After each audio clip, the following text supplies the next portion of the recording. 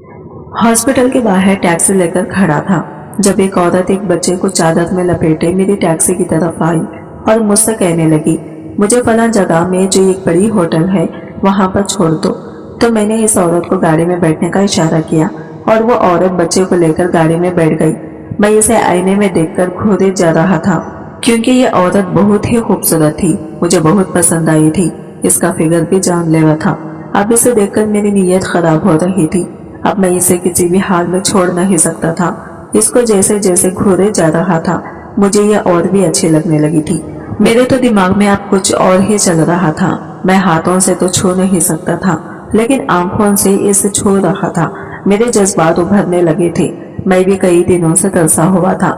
ऐसा नहीं था कि मैं शादीशुदा नहीं था, मेरी भी बीवी थी, लेकिन इस औरत को देखकर मेरी नीयत खराब हो रही थी। अब मैं इसे अपने से दूर नहीं देख सकता था। जैसे तैसे करके इसने जो पता बताया था उस होटल तक पहुंचा और इसे वहां पर स्टॉप दे दिया। जैसे ही ये गाड़ी से उतरी तो मैं भी इसके पीछे पीछे चला गया।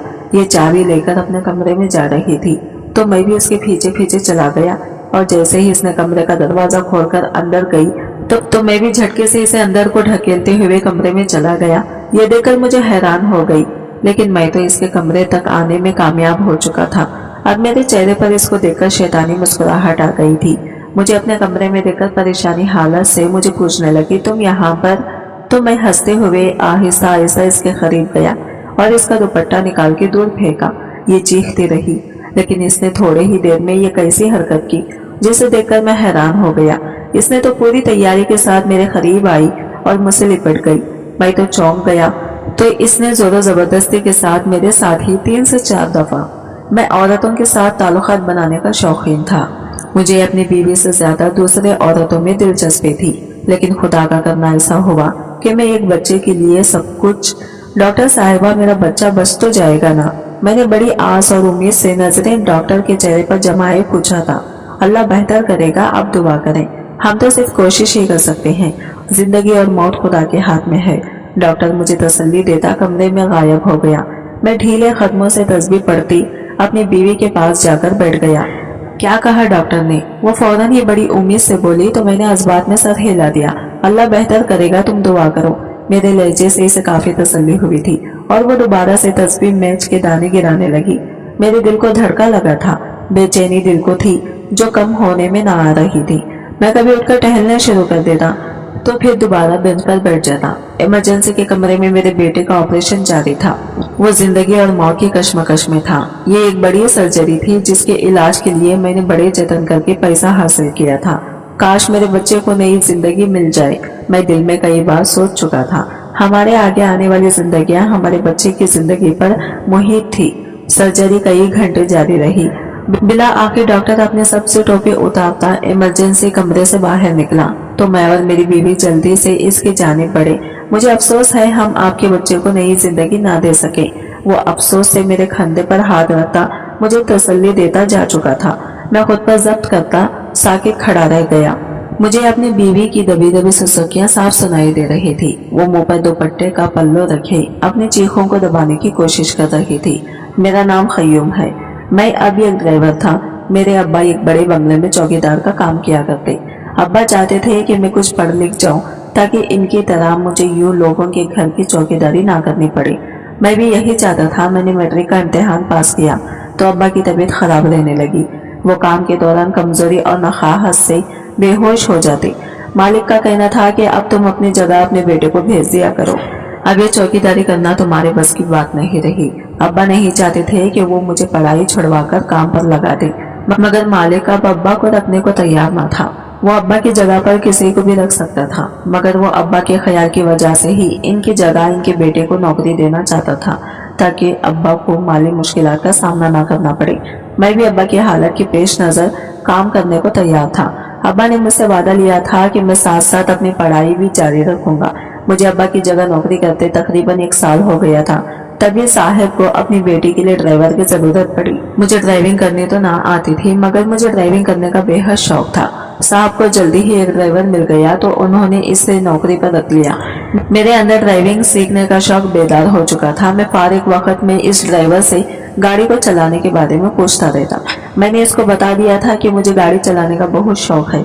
इसने मुझे गाड़ी चलाना सिखाने का वादा कर लिया और ये जल्दी ही अपने वादे पर पूरा उतरा। मैंने चंद महीनों में ही गाड़ी चलाना सीख लिया। इस बंगले में तो ड्राइवर की जरूरत न थी, मगर मुझे जल्दी ही इससे भी बड़े बंगले में नौकरी मिल गई और मैं चौकीदार की नौकरी छोड़कर ड्राइवरी करने लगा। यहाँ तनख्वाह भी अच्छी थी और सहूलियात भी ज्यादा थी। मैं अब्बा से अपनी तालीम जारी रखने का वादा ना निभा सका।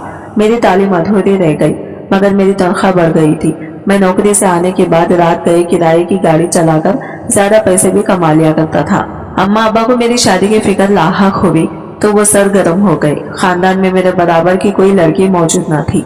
कुछ उम्र में मुझसे काफी ज्यादा बड़ी तो बहुत छोटी थी, लिहाजा खानदान से बाहर रिश्ते की तलाश शुरू हुई। खानदान से बाहर लड़की ढूंढना जहाँ एक मुश्किल मरहला था, वहीं अम्मा अब्बा का दिल किसी भी गैर खानदान के लिए राजी न होता। पूरे शहर के खाक छान लेने के बाद अम्मा अब्बा को मोहल्ले में ही रहने वाली खाला सलमी की बेटी इफ़त पसंद आई। इफ़त में वो सारी खूबियां मौजूद थी जो एक अच्छी बहू में होनी चाहिए।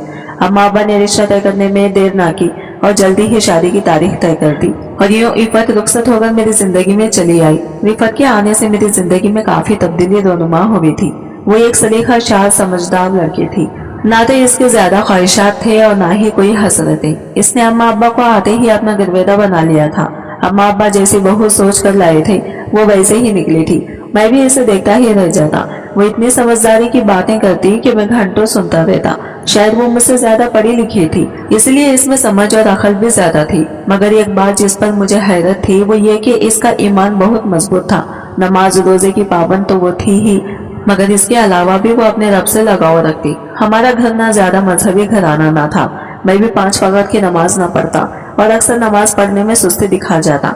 अब्बा अम्मा मुझे ताकीद करते कि मैं 5 वक्त की नमाज बाकायदगी से मस्जिद में जाकर पढूं, मगर मुझसे बावजूद कोशिश के ये ना हो पाता। जब से इफ़त घर आई थी, आहिस्ता आहिस्ता इसको देखकर मैं खुद भी 5 वक्त की नमाज का आदी होता चला गया।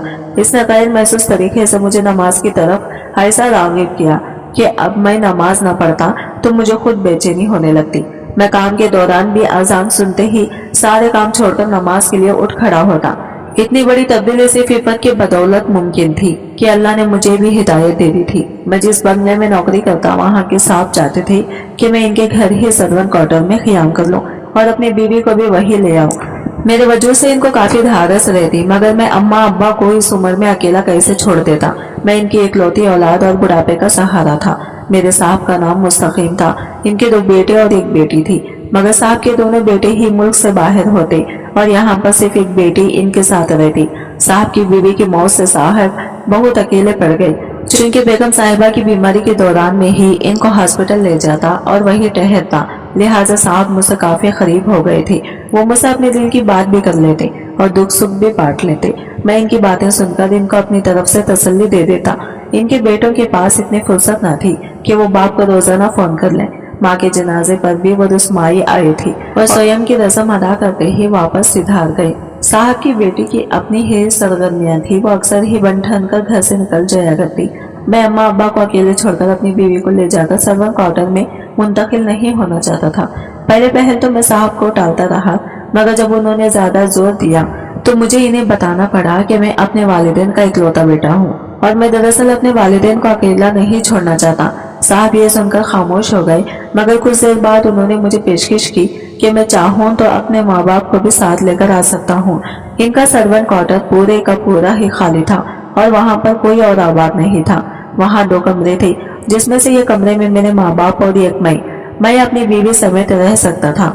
मैं साहब की पेशकश सुनकर कुछ हैरान हुआ, क्योंकि वो मुझे इतनी बड़ी पेशकश दे रहे थे।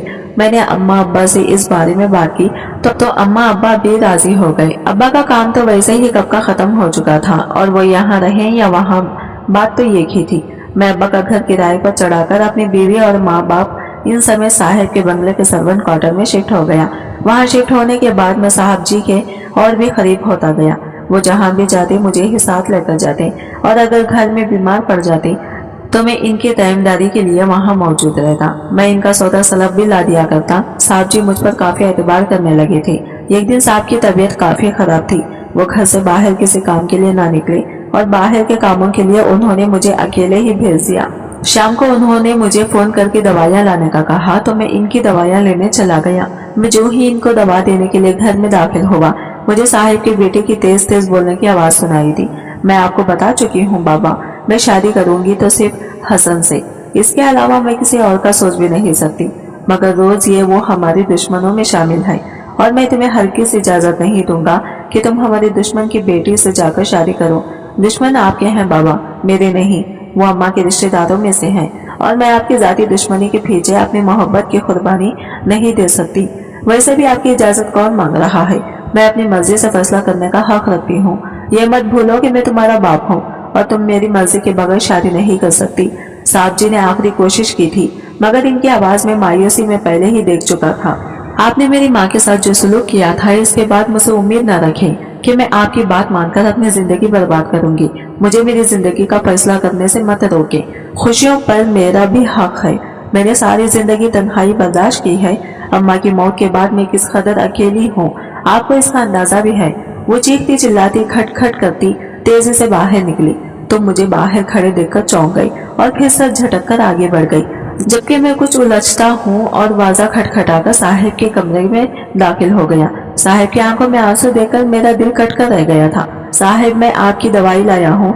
मैंने इन्हें मुतवज्जा किया तो उन्होंने हाथ के इशारे से दवाइयाँ मेज पर रखने के लिए कहा और खुद दोनों हाथों से सर पकड़कर बैठ गए। अल्लाह ने जल्दी ही हम पर करम किया था। इफ़त की तबीयत कुछ खराब रहने लगी। वो हर वक्त टांगों और सर में दर्द की शिकायत करती। मैं इसे जबरदस्ती डॉक्टर के पास ले गया। हालांकि वो मान जाने को तैयार न थी। वो यही समझ रही थी कि शायद मौसम की तब्दीली का असर है, मगर डॉक्टर ने जो खुशखबरी सुनाई, इसको सुनकर मैं हैरान रह गया। मुझे यकीन न होता कि मैं इतनी जल्दी इतने आला अहदे पर फायज होने वाला था। मैं बाप बनने वाला था। मेरा दिल चाहता था कि मैं चीख कर सारी दुनिया को बताऊं कि अल्लाह ने मुझे कितनी बड़ी खुशखबरी से नवाजा था, जबकि इफ़त कुछ परेशान और घबराई हुई सी थी। शायद वो अपनी तबीयत के पेश नजर डर रही थी।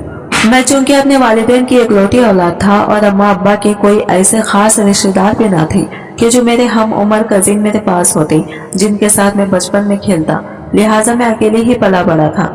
मेरे मोहल्ले के लड़कों से भी कोई ज्यादा दोस्ती ना थी, इसलिए मुझे छोटे बच्चों का बेहद शौक था। मैं अपने मोहल्ले या रिश्तेदारों का कोई छोटा बच्चा देखता तो लिपक कर गोद में उठा लिया करता था। अब मेरा अपना बच्चा आने वाला था तो मैं खुश क्यों ना होता। मैं जल्दी से इफ़त को घर ले आया और रास्ते में से ही मिठाई का पूरा टोकर अभी साथ ले आया। मैंने अम्मा अब्बा को यह खुशखबरी सुनाई तो वो भी खुशी से झूम उठे। इनके बेटे की हाँ औलाद होने वाली थी।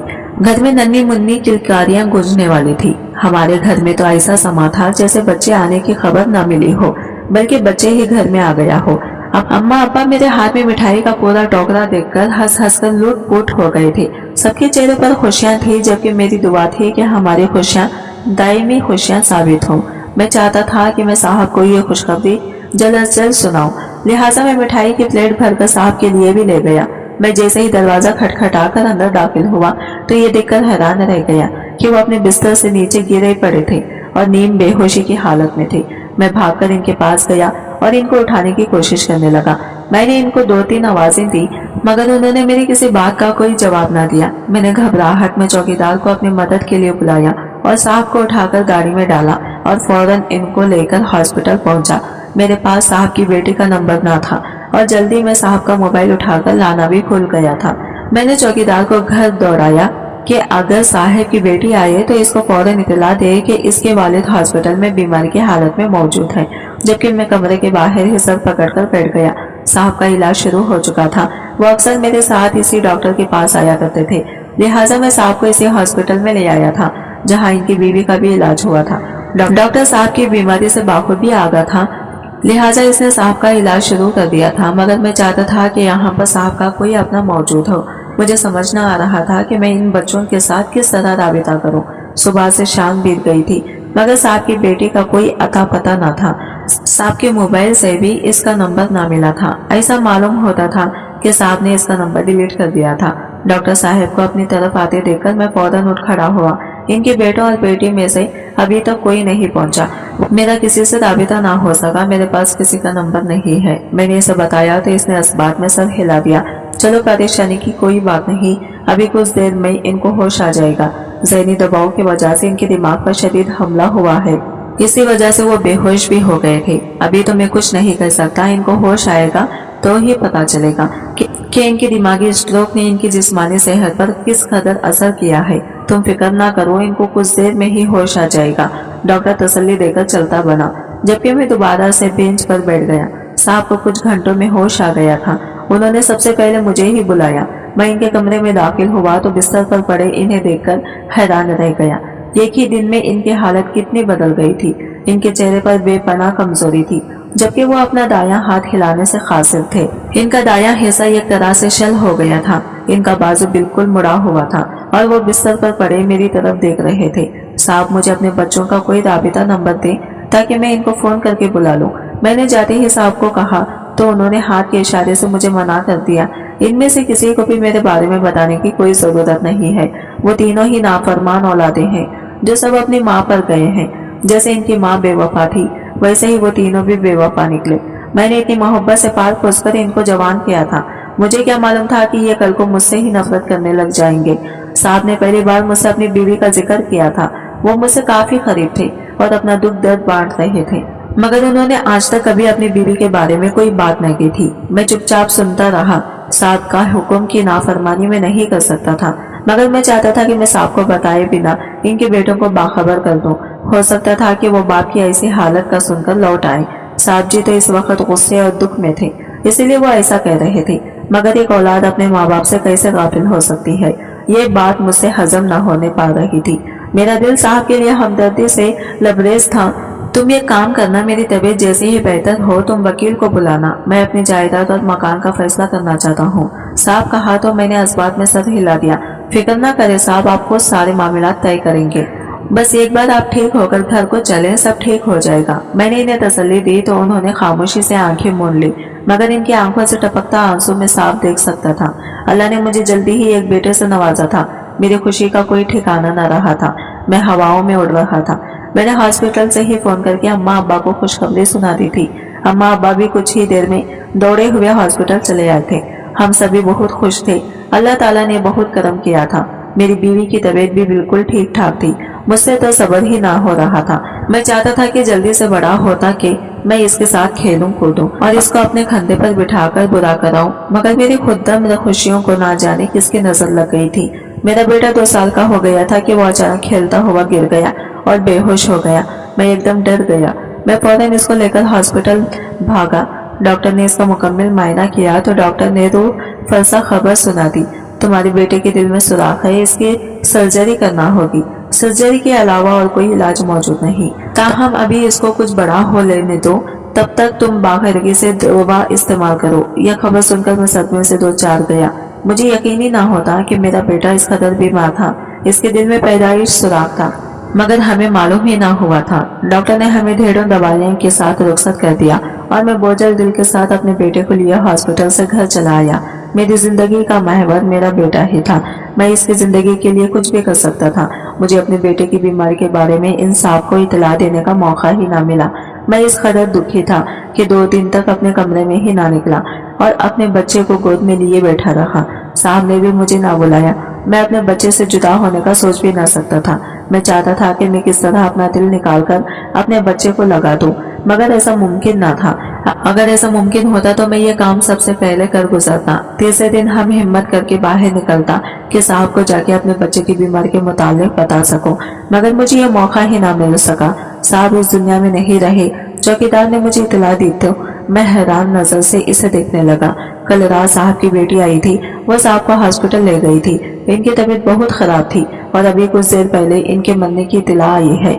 मुझे यकीन ही ना होता कि साहब हमें इतनी जल्दी छोड़कर चले गए थे। वो काफी अरसे से भी बीमार थे। अब तो उन्होंने घर से निकलना बिल्कुल बंद कर दिया था। अपने कमरे में ही रहते। इनकी बेटी ने अपनी मर्जी से शादी कर ली।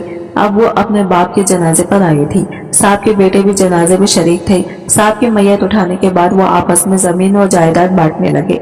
हम ये बंगला भी जल्दी ही आकर बेच देंगे, तब तक तुम अपने रहने का कोई बंदोबस्त कर लो। साहब के बेटों ने हम सब मुलाजिमों को कहा तो हम हैरान होकर इसे देखने लगे। मैं इतनी जल्दी अपना इंतजाम कहाँ करता। ऊपर से मेरा बेटा इस कदर बीमार था। इसके इलाज के लिए पैसों की जरूरत भी। साहब के मरते ही हमारा दाना पानी इस घर से उड़ गया था। वैसे भी उन्होंने इस घर का क्या करना था। वो तो बैरून मुल्क रहते थे। मैं यहाँ पर रुकूंगी, कुछ अरसे तक इस घर को मत बेचो। जब मैं घर खाली करूंगी तो फिर इस मकान को बेच देंगे। साहब की बेटी बोली तो मेरे दिल को धारस हुई। इसके भाइयों ने भी रजामंदी दे दी। ठीक है, जब तक चाहो रह सकती हो, हमें कोई एतराज नहीं। मैंने आज भरी नजरों से साहब की बेटी की तरफ देखा था। इसे अपने साथ मुलाजिमों की जरूरत तो पड़ेगी, तो शायद वो हमें यहाँ रहने दे और हमारी नौकरियां खतरे में ना पड़े। साहब की बेटी ने मुझे और चौकीदार को नौकरी से फारिग ना किया था। हम अपनी ड्यूटी पर मामूल थे, मगर इसने हमें कुछ खास हिदायत दी थी। अगर मेरा शौहर तुम्हें गेट पर नजर आया तो इसको अंदर मत दाखिल होने देना। मैंने इससे अलहदगी इख्तियार कर ली है। इसने चौकीदार को अपना हुक्म सुनाया और तनतनाती हुए अंदर दाखिल हो गई। साहब ने इसे मना किया था कि वो हसन से शादी ना करे, मगर फिर भी वो इससे अपनी मर्जी से शादी रचाकर चली गई थी। और अब जबकि वो खुद हामिला थी तो अपने शौहर से अलहदगी इख्तियार करके वापस आ गई थी। इन्हें अमीरजादों की जिंदगियों का भी कोई पता नहीं होता। ये अपनी मर्जी और जिद से काम सर अंजाम देकर फैसला करती फिरती हैं। मैंने अफसोस से सोचा और वापस अपने क्वार्टर की तरफ आ गया। मेरी अपनी जिंदगी लुट गई थी। एक तरफ अपने बच्चे की बीमारी का बेइंतहा दुख था, ऊपर से साहब मौत का दुख लाहक हो गया था। अगर साहब जिंदा होते तो मेरी कोई ना कोई मदद करते, और अब मैं इनकी बेटी से जाते ही पहले दिन कैसे मदद मांग लेता, जबकि अभी इनके बाप की मौत वाक़या हुई थी और वो इस घर में वापस लौटी थी। मुझे उम्मीद थी कि वो एक रुपया भी मेरे हाथ पे ना रखती। वो वैसे ही मुझे कुछ खास पसंद ना करती थी। मेरे बेटे के मुतालिक डॉक्टर ने मुझे बहुत खास हिदायत दी थी। इससे ज्यादा खेलना कूदना मना था। इसका जिस्म थक जाता तो वो बेहोश हो जाता, लिहाजा हम इसकी बहुत हिफाजत करते। वो खुद भी बीमारी की वजह से चिड़चिड़ा हो गया था। इसको स्कूल में दाखिल करवाना मुनासिब ना था। अगर वो गिर जाता तो इसकी जिस्मानी सेहत मुतासिर होती, लिहाजा हमने इसको घर में ही रखा था। मेरी बीवी इसे खुद पढ़ाती और इसका शौक पूरा करने की कोशिश करती। अम्मा अब्बा अलग परेशान थे। वो इतनी बड़ी बीमारी और दुख से डरकर बिल्कुल ही कमजोर हो गए थे। मैं नहीं जानता था कि इलाज के पैसे कहाँ से आएंगे। मैं अपने बेटे की बीमारी के इलाज के लिए पैसों की तरफ से भी बहुत परेशान था। अब्बा का कहना था कि तुम मकान बेच दे जो हमने किराए पर चढ़ा रखा है।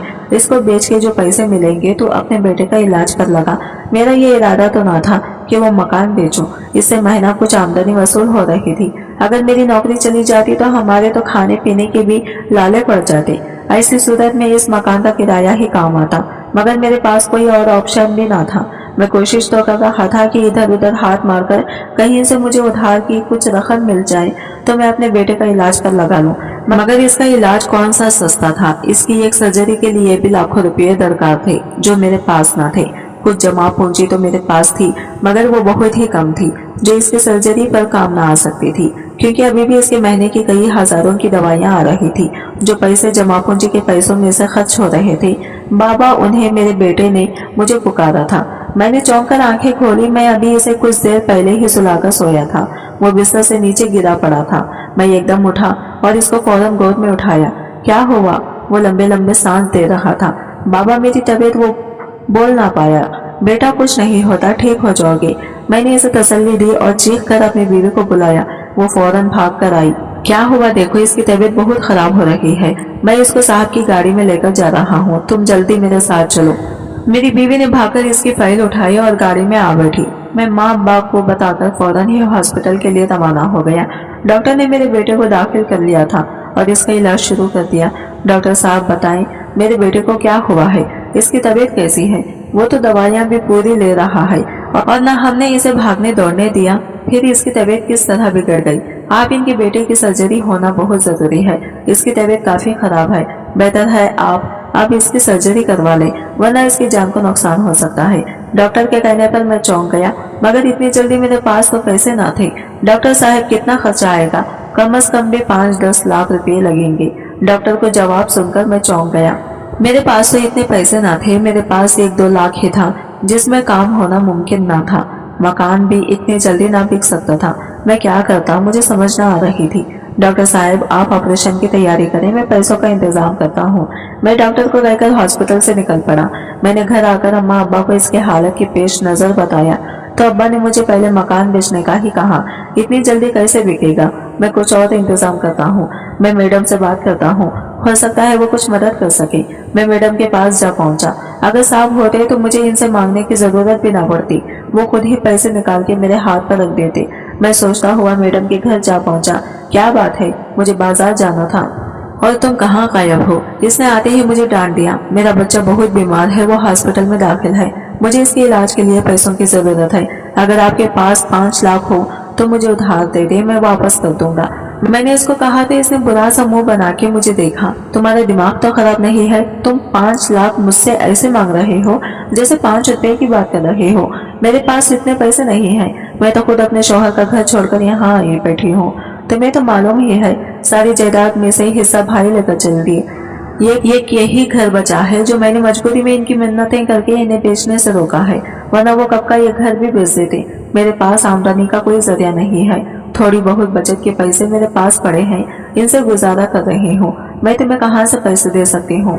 मैडम ने मुझे अपनी पूरी दास्तान कहानी सुनाई तो मैं चुपचाप सर झुकाए वापस पलटने लगा, मगर पीछे से मुझे मैडम के चीखों की आवाज सुनाई दी तो फौरन पलटा। वो पीठ पकड़े सोफे पर बैठी रही थी। जल्दी गाड़ी निकालो, मुझे हॉस्पिटल जाना होगा। मैं इसको लेकर फौरन हॉस्पिटल पहुंचा और मैं इसे इसी हॉस्पिटल में ले आया जहां पर मेरा बच्चा दाखिल था। ये वही हॉस्पिटल था जहां पर साहब जी ने अपना दम तोड़ा था। मैं हॉस्पिटल में सर झुकाए परेशान बैठा था। अभी तक उम्मीद का कोई सराहत न आया था। मेरे वाहिद उम्मीद मैडम ही थी, मगर इसने भी मुझे पैसे देने से इनकार कर दिया था। इसके पास पैसे होते भी तो वो क्यों देती? वो साहब जी की बेटी थी, मगर वो बिल्कुल भी साहब जी पर नहीं गई थी। वैसे भी वो खुद ऐसी हालत में थी कि वो इस वक्त दूसरों की मदद करने का सोचती या अपने आप को संभालती। मैडम के हाथ बेटा हुआ है। मैडम की मुलाजिमा ने आकर मुझे बताया तो मुझे कोई खास खुशी न हुई। मैडम का बेटा होने वैसे मुझे क्या सरोकार था? मुझे तो अपने बेटे की जान बचाने की फिक्र थी। अच्छी बात है, मैंने सरसरी सा अंदाज अपनाया और दोबारा से सर हाथों पर गिराकर बैठ गया। मुझे मालूम हुआ कि तुम्हें पैसों की जरूरत है। मुझे अपने दाएं तरफ से अजनबी से आवाज सुनाई दी तो मैंने सर उठाकर फौरन दाएं जानिब देखा, जो मेरे ही बेंच के दूसरे कोने पर पाँव जमाए और बेंच से टेक लगाए बड़े पर सुकून अंदाज में बैठा मुझे देख रहा था। आप कौन है? मैंने इसके हुलिये का जायजा लेते हुए पूछा। वो पैंट शर्ट में मुलविस शक्ल से ही किसी अमीर घराने का फर्द मालूम होता था। मैं जो कोई भी हूँ, इससे तुम्हें सरोकार नहीं होना चाहिए। हाँ, तुम अपने लिए मुझे फरिश्ता समझ सकते हो, क्योंकि मैं तुम्हें तुम्हारे बेटे के इलाज के लिए पैसे देने आया हूँ। इसकी बात सुनकर मैं हैरान हुआ और फौरन ही सीधा होकर बैठ गया। ये आप क्या कह रहे हैं? आप वाकई मुझे मेरे बेटे के इलाज के लिए पैसे देंगे? मैंने खुशी से पूछा तो इसने इस्बात में सर हिला दिया। हाँ, क्यों नहीं? 5 लाख तो क्या, मैं तुम्हें 10 लाख देने को तैयार हूँ, क्योंकि ऑपरेशन के बाद भी तो इसका इलाज की जरूरत पड़ेगी। बाकी का पैसा इस वक्त काम आएगा। मैं आपकी एक एक पाई लौटा दूंगा। मैंने जज्बात से भरी आवाज में कहा। मेरा लहजा भीग चुका था। अरे नहीं नहीं, इसकी क्या जरूरत है? मैं तुमसे पैसे वापस नहीं मांगूंगा, इसने नरम आवाज में कहा। तो मुझ पर हैरतों के पहाड़ टूट पड़े। ये आप क्या कह रहे हैं? मैं तो आपको जानता भी नहीं हूँ। आप मेरी इतनी मदद क्यों करेंगे? बिलाखिर मेरे लबों पर वो सवाल आ ही गया जो कब से मेरे दिल में मचल रहा था। मैं तुम्हारी मदद इसलिए करूंगा क्योंकि इसके बदले में तुम्हें भी मेरा यह काम करना होगा। इसने अपने मतलब की बात की तो मैं चौंक गया। कैसा काम? मैंने हैरान होकर पूछा। तुम्हारी मैडम के यहाँ बच्चा पैदा हुआ है, मुझे बस वो बच्चा ला दो तो मैं तुम्हें 10 लाख की नकद इसी वक्त देकर जाऊंगा। बिला आखिर इसने अपनी बात कही तो मैं चौंक गया और हैरान होकर इसकी तरफ देखने लगा। पर आप हैं कौन? मैंने आज से पहले भी नहीं देखा था। मैं हसन हूँ, इस बच्चे का बाप। मुझे अपना बच्चा चाहिए। मैं अपना बच्चा इस औरत के हाथ में नहीं छोड़ सकता जो खुद नशे की आदी है और जिसे खुद अपने आप को संभाला नहीं आता। वो मेरा बच्चा कैसे संभालेगी? तुम अपने बच्चे की जिंदगी बचा सकते हो और साथ में मुझे भी मौका दे सकते हो कि मैं अपने बच्चे की जिंदगी संवार सकूं, मगर यह बहुत बड़ा जुर्म है। मैं एक माँ से इसका बच्चा कैसे छीन सकता हूँ? मैं सोचे विचार में मुब्तला था। ज्यादा मत सोचो, अपने बच्चे की जिंदगी बचाने के बारे में सोचो। वैसे भी तुम बच्चा चुरा कर इसकी जिंदगी बचा रहे हो, इसकी जिंदगी जाया नहीं कर रहे हो। वो महफूज हाथों में होगा, अपने बाप के हाथों में होगा। मुझे रुपये पैसे की कोई कमी नहीं है। वो मुझे मनाने की भरपूर कोशिश कर रहा था, जबकि मैं हैरान और परेशान थी। मैं ऐसा कैसे कर सकती हूँ? मैं वो बच्चा उठाकर साहेब को कैसे दे सकता हूँ? मुझे कुछ समझ न आ रहा था। मैं अपने बच्चे की मोहब्बत के सामने हार गया था। मैं अपनी बीवी की आंखों से भरी आंसुओं के सामने बेबस हो गया था। मैं अपने बेटे की उम्मीदों का सहारा बन गया था। मेरा बच्चा हम 4 लोगों की मुस्कुराहट की जमानत था। मैं इसे कैसे जान देता? मैंने वही किया जो एक मजबूर बाप कर सकता था। मैंने मैडम का बच्चा उठाकर इसके बाप के हवाले कर दिया। मैडम को कानों कान खबर भी ना हुई थी। मैं आसानी से बच्चे के पास जा सकता था। घर से कोई भी सामान मंगवाना होता तो मैं मैडम के कमरे में देने जाता। मैडम बाथरूम में गई तो मैंने बच्चा उठाकर बाप के हवाले कर दिया। ये काम मेरे लिए कुछ इतना मुश्किल साबित ना हुआ था। बच्चे का बाप फौरन ही बच्चे को लेकर हॉस्पिटल से निकल गया था। कुछ देर बाद हॉस्पिटल में चीखो पुकार मच गई। मैडम का बच्चा हॉस्पिटल से गायब हो गया था। यह कैसे मुमकिन था? हॉस्पिटल का अमला बेहद घबराया हुआ था। पुलिस को बुला लिया गया था।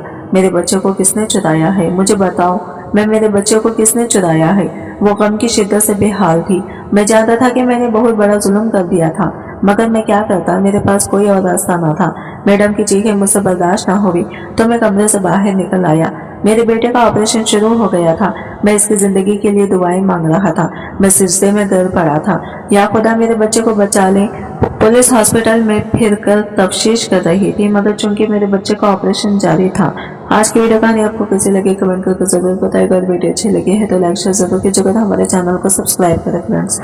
मिलते हैं अगले नई वीडियो के साथ। तब तक के लिए बाय बाय, टेक केयर, अल्लाह हाफिज।